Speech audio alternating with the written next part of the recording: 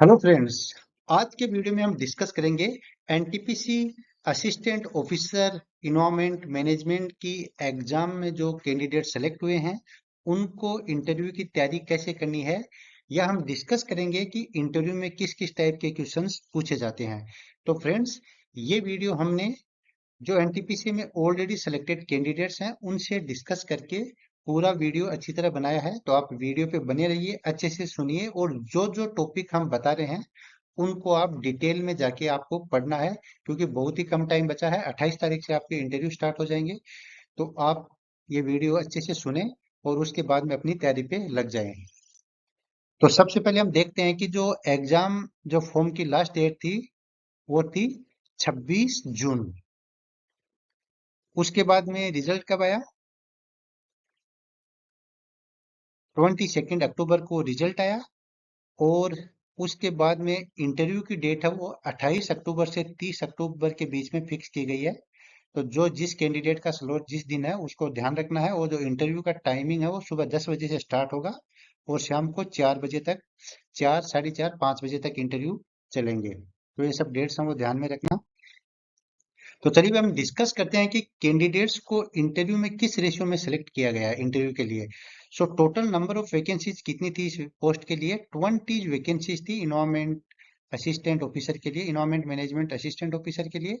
और जो total selected candidates हैं वो 87 है। अगर हम 87 और 20 का रेशियो लेते हैं तो लमसम 4 से थोड़ा ज्यादा आता है। तो हम ये कह सकते हैं कि 4:1, 4:1 के अनुपात में इनको लिया गया है। ठीक है।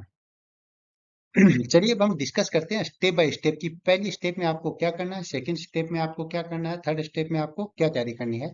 तो हम देखते हैं कि फर्स्ट स्टेप में आपको क्या करना है। तो सबसे पहले इंट्रोडक्शन।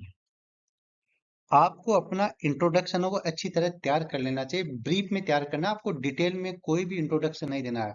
सपोज करो आप इंटरव्यू देने जा रहे हैं और आपसे अपना इंट्रोडक्शन पूछा गया, या आपसे ये पूछा जाता है कि please tell me about yourself. तो आपको अपना इंट्रोडक्शन देना हो। इंट्रोडक्शन बहुत ही ब्रीफ रखना है, ज्यादा उसमें डिटेलिंग नहीं करनी है। उसके बाद में वो आपकी जो एजुकेशन होता है, education in the means UG तो ग्रेजुएशन सबकी रहेगी, किसी की एमएससी भी रहेगी और किसी की पीएचडी भी रहेगी। तो एमएससी और पीएचडी और यूजी में आपके क्या सब्जेक्ट रहे हैं, जैसे किसी कोई बॉटनी से रहा है जिनकी यूजी, कोई है वो इन्वायरमेंट साइंस से रहा है किसी की यूजी, किसी की है वो इन्वायरमेंटल इंजीनियरिंग में रही है। इसी प्रकार आपकी एमएससी की डिग्री की, आपकी पीएचडी की डिग्री। तो आपका जो सब्जेक्ट है, कोर सब्जेक्ट है, वो बड़ा ही इम्पोर्टेंट या डिसाइडिंग होता है इंटरव्यू में, क्योंकि जो भी एक्सपर्ट होते हैं वो इसी सब्जेक्ट से रिलेटेड क्वेश्चंस आपसे पूछ सकते हैं। ये मैं आगे डिस्कस करूंगा जैसे किस टाइप के क्वेश्चंस कई बार पूछे जाते हैं। तो जो भी आपका सब्जेक्ट है उसको आपको अच्छे से थोड़ा तैयार करना है। ठीक है। सेकंड स्टेप में आपको करना है, आप एनटीपीसी का इंटरव्यू देने जा रहे हैं तो आपको एनटीपीसी के बारे में सब कुछ पता होना चाहिए कि एनटीपीसी क्या है। National thermal power plant corporation होता है। ये क्या है, इसकी वर्किंग स्ट्रक्चर क्या है, इसकी स्ट्रक्चर क्या है, ये वर्क जो इसका फंक्शन कैसे करता है। ठीक है। एनटीपीसी क्या क्या करती है, इलेक्ट्रिसिटी में इसका क्या रोल है, कैसे डिस्ट्रीब्यूशन होता है, जो पावर प्लांट होते हैं वो कैसे फंक्शनिंग करते हैं, किस किस टाइप के फ्यूल्स काम में लिए जाते हैं, ये सब आपको यहाँ पे देखना है। इसके रिगार्डिंग एक वीडियो ऑलरेडी हमारे यूट्यूब चैनल पे डाला गया है, डाला हुआ है, जो आप जाके देख सकते हैं। National thermal power corporation limited NTPC and introduction नाम से एक वीडियो है जो आप यूट्यूब चैनल पे जाके देख सकते हैं।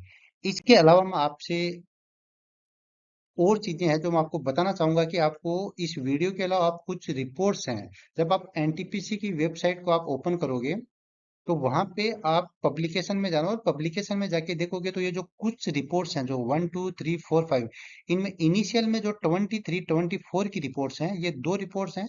इनको आप एक बार ब्रीफ में इनको चेक कर लेना है, देख लेना क्या नई टर्मिनोलॉजी वगैरह है। ये गूगल पे अवेलेबल है और इनका जो लिंक है वो नीचे दिया गया है और इसका लिंक हम डिस्क्रिप्शन में भी डाल देंगे, तो आप वहां से डायरेक्ट ओपन करके इन रिपोर्ट्स को पढ़ सकते हो। अब हम स्टेप 3 में जाते हैं कि स्टेप 3 में हमको क्या करना है। स्टेप 3 में हम सब्जेक्ट की बात करेंगे। तो सबसे इंपॉर्टेंट चीज क्या है कि ये टोटल इंटरव्यू वो थर्मल पावर प्लांट से रिलेटेड होता है। तो आपको कोई भी थर्मल पावर प्लांट है उसके बारे में सब कुछ पता होना चाहिए कि उनके स्टैंडर्ड क्या है, एक थर्मल पावर प्लांट का इस्टेब्लिशमेंट कैसे किया जाता है, एक थर्मल पावर पावर प्लांट है उसमें क्या क्या फ्यूल्स होते हैं, वो वर्क कैसे करता है, ठीक है, उससे क्या निकलता है, ये सब आपको पता होने चाहिए अच्छे से। फॉर एग्जाम्पल मैंने यहाँ पे कुछ लिस्टिंग किया, जैसे पोल्यूटेंट्स क्या क्या निकलते हैं, वर्किंग मैकेनिज्म क्या होती है पावर प्लांट की, एयर पोल्यूशन का है वो मैनेजमेंट कैसे करते हैं, कौन कौन से पोल्यूटेंट्स का इमिशन होता है और उनको कंट्रोल कैसे करते हैं, मैनेजमेंट कैसे करते हैं, काफी इंपॉर्टेंट है, आपको याद रखना है। थर्मल पावर प्लांट में वेस्ट मैनेजमेंट कैसे करते हैं और थर्मल पावर प्लांट में ही वाटर का मैनेजमेंट कैसे करते हैं, ये सबसे इंपॉर्टेंट स्लाइड है दोस्तों, इसको आपको याद रखना है, ये सब चीजें आपको डिटेल में पता होनी चाहिए। चलिए आगे देखते हैं, स्टेप नंबर 4। अब मैं कुछ इंपॉर्टेंट टर्मिनोलॉजी है वो डिस्कस करने जा रहा हूँ जो कि थर्मल पावर प्लांट के केस में काफी इंपॉर्टेंट है, कई बार पूछे जाते हैं, डायरेक्ट इंटरव्यू में आपसे पूछा जाएगा। जैसे फर्स्ट है, ये सब क्वेश्चंस और टर्मिनोलॉजी हमने ऑलरेडी सिलेक्टेड कैंडिडेट से डिस्कस करके बनाई है, इसमें मेरी तरफ से कोई एडिशन नहीं है अलग से। तो जितना भी हमने जितने कैंडिडेट से जो कुछ भी हमने उनसे कलेक्ट किया है वो सारा हमने यहाँ पे स्लाइड्स में डाला है। तो कई बार आपसे पूछा जाता है कि फ्लू गैस डिसल्फ्यूराइजेशन टेक्नोलॉजी क्या है, किस काम आती है, ठीक है, तो आपको इस टेक्नोलॉजी के बारे में देखना है। कैटालिटिक कन्वर्टर्स का क्या रोल होता है थर्मल पावर प्लांट में, नॉक्स रिमूवल में, इसको कई बार पूछा जाता है तो याद रखना है। उसके बाद में इलेक्ट्रोस्टैटिक प्रेसिपिटेटर, ये सब टेक्नोलॉजीज हैं जो पोल्यूशन को पोल्यूटेंट्स को मिनिमाइज करती हैं, रिमूव करती हैं। उसके बाद में एसपीएम कंट्रोल कैसे करते हैं थर्मल पावर प्लांट में, सस्पेंडेड पार्टिकुलेट मैटर को। उसके बाद में जो फ्यूजिटिव डस्ट होती है, जो फ्यूजिटिव डस्ट वो होती है जो कहीं से भी निकलती है, ठीक है। For example thermal power plant में जो भी एस बनती है, अगर कोल बेस्ड पावर प्लांट होता है तो कोल के जलने के बाद में जो एस बचती है, राख बचती है, उसी को हम एस कहते हैं। और एस दो टाइप की होती है, एक बॉटम एस होती है और एक फ्लाई एस होती है। फ्लाई एस होती है वो चिमनी से बाहर निकल जाती है, जबकि बॉटम एस हो पेंदे में नीचे बॉटम में रह जाती है, ठीक है। तो उसी फ्लाई एश को एक जगह डंप किया जाता है जिसको क्या कहते हैं, एश डाइक, जो एक टाइप की बड़ा एरिया होता है जहाँ पे इस एश को यहाँ पे मैनेज किया जाता है, यहाँ पे स्टोर किया जाता है, जिसको हम कहते हैं एश डाइक। याद रखना, आपसे एग्जामिनर आपसे इंटरव्यू में लेने वाले जो भी एक्सपर्ट हैं वो आपसे पूछ सकते हैं व्हाट इज एश डाइक, तो आपको याद रखना है ये जो भी एश होती है पावर प्लांट में उसको स्टोर करने और मैनेजमेंट करने के लिए जगह होती है। अब यहाँ पे एक इम्पोर्टेंट क्वेश्चन है, एक स्टूडेंट जो बोटनी से रहा है, जिसका सब्जेक्ट बोटनी रहा है, उससे पूछा गया कि आप कुछ सुटेबल प्लांट स्पीसीज के नाम बताओ जो हम एश डाई के चारों ओर लगा सकते हैं डस्ट को कंट्रोल करने के लिए। तो आपको कुछ प्लांट स्पीसीज हैं उनको सर्च करना गूगल पे और उनके नाम आपको विथ बॉटनिकल नेम याद रखने की कोशिश करना, ठीक है, कुछ प्लांट स्पीसीज के। तो इसी हिसाब से आपके सब्जेक्ट्स के रिगार्डिंग चीजों को पूछा जा सकता है, ठीक है।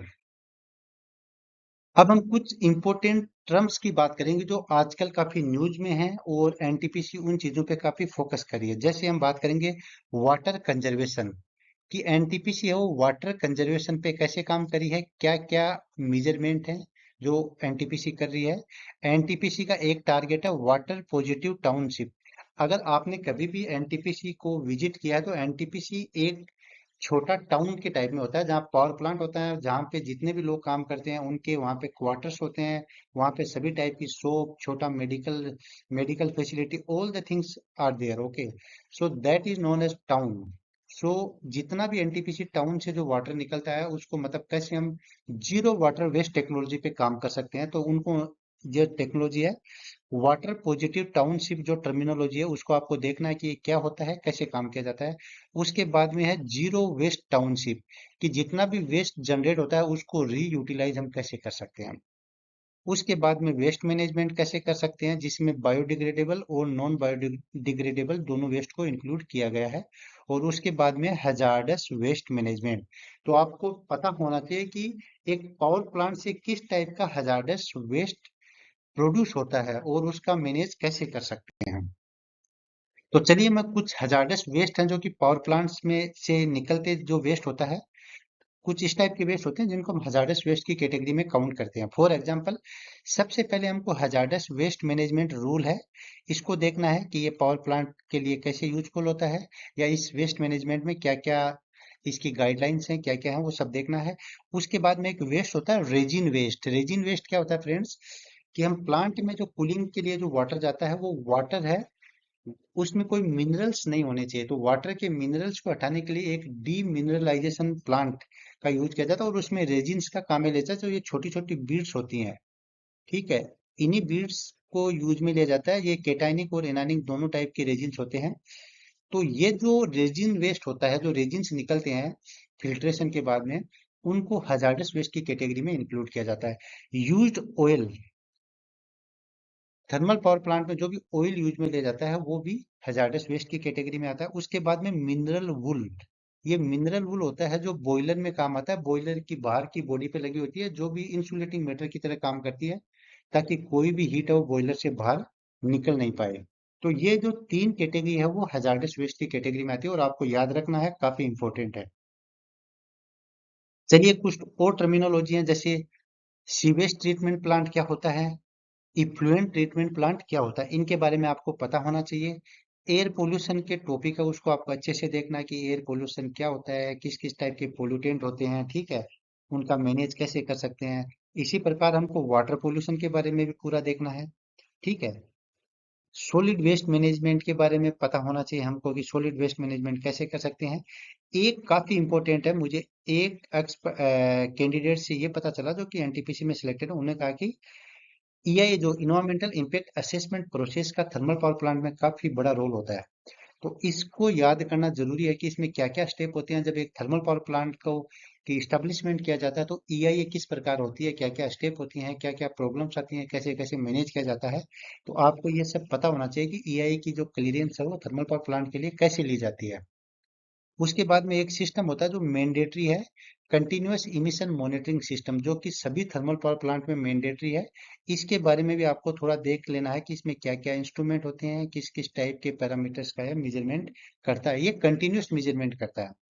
उसके बाद में हमको देखना है कि एस टाइप प्लांट से किस किस टाइप की एस निकलती है, उसका क्या कंपोजिशन होता है। बेसिकली दो टाइप की होती है, fly ash and bottom ash. So ये कुछ इंपॉर्टेंट टॉपिक हैं जिनको आपको याद करना है, इनके बारे में आपको अच्छे से देखना है, तैयार होके जाना है। इसके बाद में कुछ क्वेश्चंस हैं जो भी कई पूछे गए हैं पहले के इंटरव्यूज में, जैसे what do you mean by AQI, air quality index के बारे में आप क्या जानते हो, इसके बारे में आपको बताना है। उसके बाद में आपको बताना है कि what is the effect of thermal power plant on the plants and humans, जो भी पावर प्लांट के आसपास के रेजिडेंशियल एरिया में जो पीपल होते हैं या जो प्लांट्स होते हैं उन पे क्या इफेक्ट होते हैं और वो कैसे मैनेज कर सकते हैं। ओके, थर्मल पावर प्लांट के इमिशन स्टैंडर्ड्स क्या होते हैं। ये इमिशन स्टैंडर्ड है, दोनों टाइप के हो सकते हैं, ये गैसियस गैसियस के लिए भी हो सकते हैं और ये इफ्लुएंट्स के लिए भी हो सकते हैं। ओके, उसके बाद में हमको देखना है कि थर्मल पावर प्लांट और ग्रीन हाउस गैस इमिशन में क्या रिलेशन होता है, किस किस टाइप की ग्रीन हाउस गैसेज हैं वो थर्मल पावर प्लांट से इमिट होती हैं। तो फ्रेंड्स, जितना भी आज हमने डिस्कस किया है, जो टर्मिनोलॉजी हमने डिस्कस किए हैं, जो इंपॉर्टेंट थिंग्स हैं जो पावर प्लांट से रिलेटेड होती हैं, वो सब आपको याद करना है। इसके साथ साथ मैन आपका एकेडमिक में जो आपने एमएससी और पीएचडी में जो थीसिस वर्क किया, जो रिसर्च का वर्क किया है, वो भी काफी इंपॉर्टेंट है, उसके बारे में भी आपको सब पता होना चाहिए, ठीक है। तो आपका एकेडमिक में क्या सब्जेक्ट रहा है, आपका एमएससी पीएचडी में क्या रिसर्च वर्क रहा है, और इसके अलावा जो भी मैंने टॉपिक डिस्कस किए हैं वो सब काफी इंपॉर्टेंट है। इसके अलावा इंटरव्यू में आपसे और कुछ भी नहीं पूछा जाएगा। तो जितने भी टॉपिक आज हमने डिस्कस किए हैं वो आपको अच्छे से तैयार करने हैं। आपके पास काफी कम टाइम बचा है, आज 25 हो गई है, केवल 26 27 2 दिन का टाइम आपके पास बचा है, जो कैंडिडेट का 28 तारीख से इंटरव्यू स्टार्ट होगा। सो जल्दी से जल्दी आप अपने तैयारी में लग जाएं, अच्छे से तैयारी करें, और इंटरव्यू के लिए सभी सिलेक्टेड कैंडिडेट्स को ऑल द बेस्ट। मिलते हैं अगले वीडियो में, तब तक के लिए नमस्कार।